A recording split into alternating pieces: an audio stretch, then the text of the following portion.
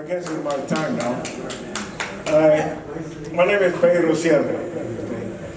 And one of the things that I want to touch on earlier, what Sam said, the thing about playing in the Negro League is that as a pitcher, if you probably got to pitch 6 or 7 innings, 2 days after you got to be out there. There was no pitch count. You know, and you couldn't say no, they want to go home.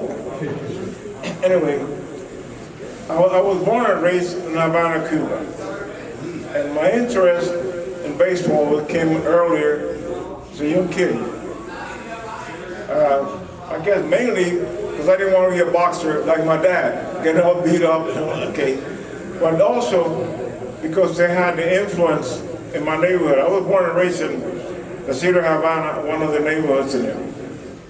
And about 2 blocks from us, there was a gentleman by the name of Rafael Almeida. If you look it up, Rafael Almeida was one of the first Cubans in the major leagues, and he played for Cincinnati in 1911. So I'm going to show you. So that was a big influence. Other than that, nearby also where we live, we had 3 guys that played in the Negro League, the Crestford brothers, and another fellow. So it was like that big influence. And my boxing, like I said, I didn't want boxing because we had a little TV back home, and when the people came and watched the TV, they were like bobbing and weaving because they were punch drunkers. Okay, so I dedicated my time to become a baseball player, and it was a great, it's a great experience, you know, as a young kid, 16, to come to play in a Negro League. The only advantage that I had, I could say, that I knew English. My dad said, "You one day gonna be," but I had never heard the N-word. Okay, so I found out what it meant. Okay, and I was just telling some of the guys earlier in the band, and it's hard to play when you hear all the insults. Even though I put to practice, some of my father say, "Here we don't listen." It's hard to play when you play here in Baltimore today and tomorrow you're in Miami. Okay? And no air conditioned bus, open the windows. Okay? And the first experience that I had sitting in the back of the bus was there. Because I was a rookie. The first year, you go to the back. And the back seat, you couldn't lean back. Okay?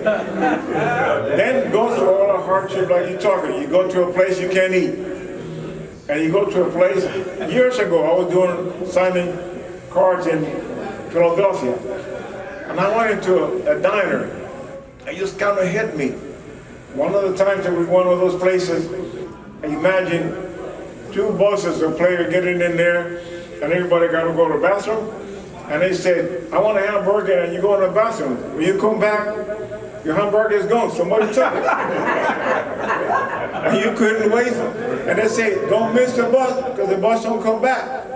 Here. So what did I do? Me and a buddy of mine from back home, so we got our, you know, London Doom cookies, got some chocolate milk, and some bologna, and that's what we did. Okay. But it was a great experience. I was fortunate because I played under a fellow by the name of Oscar Charleston. That was my first year. And there was a very nurturing experience to have some of the older guys would tell you what to expect, what to do, how you have to handle it. Okay? Needless to say that many Negro League players played in Cuba, and Oscar Charleston trying to play big time like he could speak Spanish.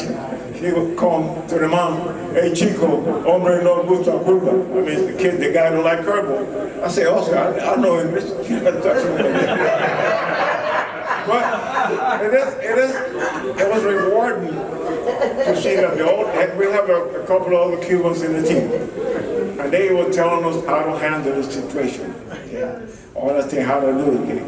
And when I got back home, after the first year, I said, "Man, I didn't know I had to travel that much." Okay? I told my dad, I said, well, that's what you want to do. You want to become a baseball player. Because I have promised my mom, I'm going to be a baseball player. Okay? And then Oscar Charleston died in Philadelphia in '54, so I was traded, or somehow the Detroit Star got a hold of me. But the biggest experience that I had in the Negro League is coming and having to play with some women to play in a team. Okay? I said, no, this is going to be like a gimmick. No, there was no gimmick, because there's one lady named Tony Stone, okay, that played with the Clowns, and she went to Kansas City Monarch. And in baseball term, she could pick dirt. And she was a shortstop. I mean, that gave you the idea. Judy Johnson was a pitcher. I played in field with my team, Indianapolis Clown, and Colonel Morgan came in. But it was like a heck of an experience. But I said to go to see that, and people, all the players, they respected. There was no hanky-pankies going around, okay? There was a respect, because she was like a sister to us. So we went there.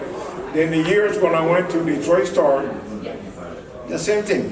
I played on a fellow named Ed Steele. And it's the same. And we just, we traveled. Imagine, it's like I said, today here, tomorrow Miami, the next day in Georgia, the next day in Chicago, the next day in Wyoming. Sometimes you got to play 2 or 3 games in a day. $100, okay?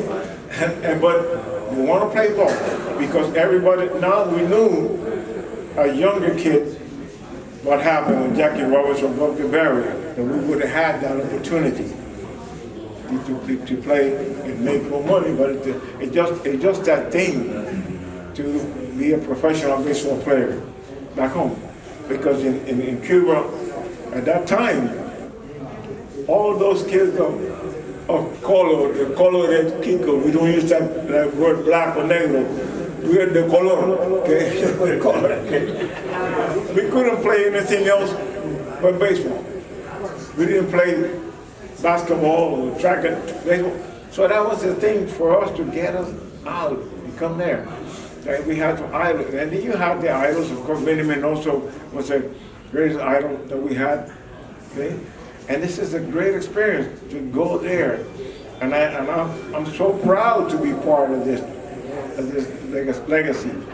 You know, keep the flame alive, talking to younger people so they can know, you know, it wasn't easy those years, okay?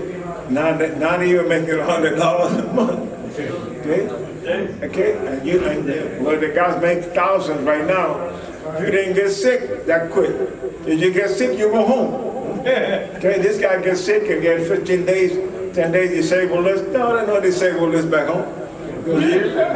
Disabled, you're back home. Catch a bus and go back to Cuba. Okay? So this is a thing that's very rewarding.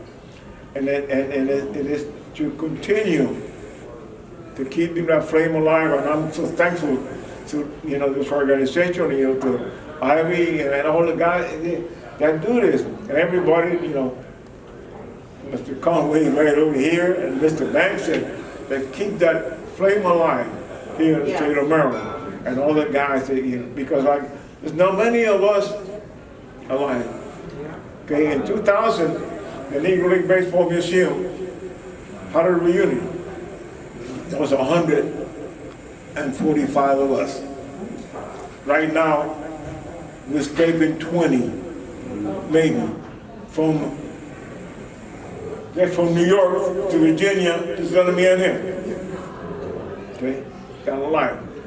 Okay, and there's something that we trying to do, you know, as much as we can, let the people know what it's all about. At the same time, we try to educate the young people, get an education. It's not all about baseball, but when you play this game, the one thing that I learned to those elders in baseball, you respect the manager, respect the coaches, your fellow players, but above all, respect the game. And know that the fans are very important.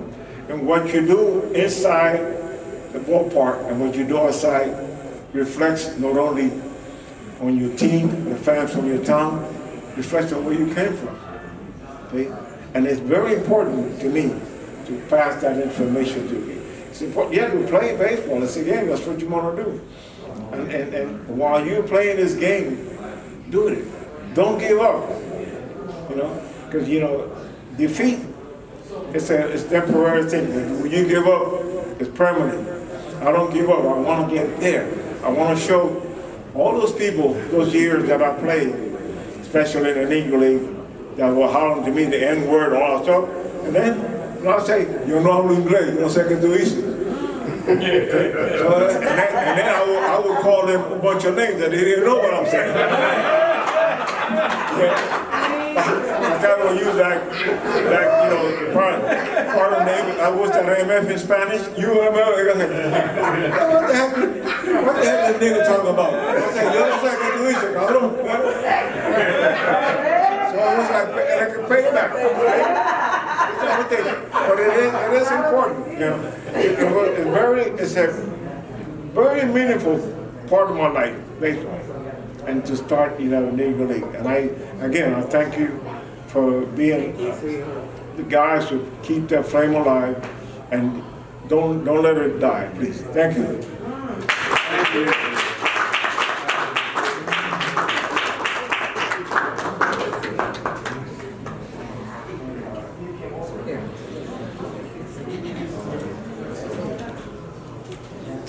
Well, you heard the good, you heard the bad, but you seen the best.